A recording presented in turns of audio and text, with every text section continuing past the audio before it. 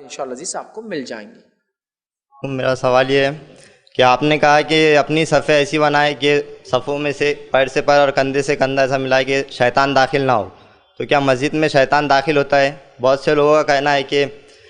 مسجد سے 40 قدم دور پر شیطان رہتا ہے، اس کی وضاحت کیجیے۔ میں نے ایک اچھا سوال کیا کہ میں نے کہا کہ شیطان بازو آ جاتا ہے، بیچ میں آ جاتا ہے، تو کیا شیطان مسجد میں آ سکتا ہے؟ ٹھیک ہے، بہت سے لوگوں کا کہنا ہے کہ ایسا نہیں، مسجد سے 40 قدم دور رہتا ہے۔ صحیح مسلم کی صحیح روایت ہے، نبی اکرم صلی اللہ علیہ وسلم فرماتے ہیں میں کل رات مسجد نبوی میں نماز پڑھ رہا تھا، جب میں نماز پڑھ رہا تھا تو ایک شیطان وہاں آیا،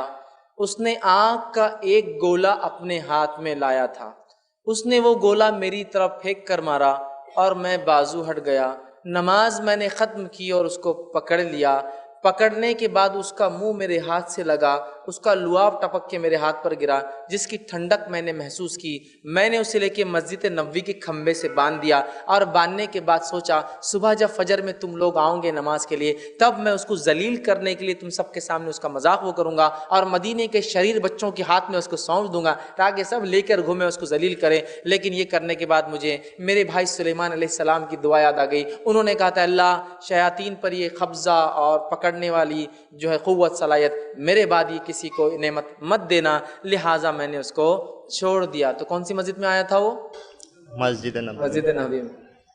ہوگی وضاحت کہ آ سکتا ہے میرے بھائی، فزیکل شکل میں بھی آ سکتا ہے، آنکھ بھی لے کر آیا تھا آپ سے تکلیف دینے حملہ کرنے، حدیث بہرحال صحیح مسلم کی ہے، تو بہرحال وہ آ سکتا ہے۔ تو صفوں میں اب چلو یہ روایت تو کوئی نہیں بولے ایسا وہ ایسا آیا تھا انسانی جسم میں آتا، اگر کوئی بحث کر لے تو میں کہتا ہوں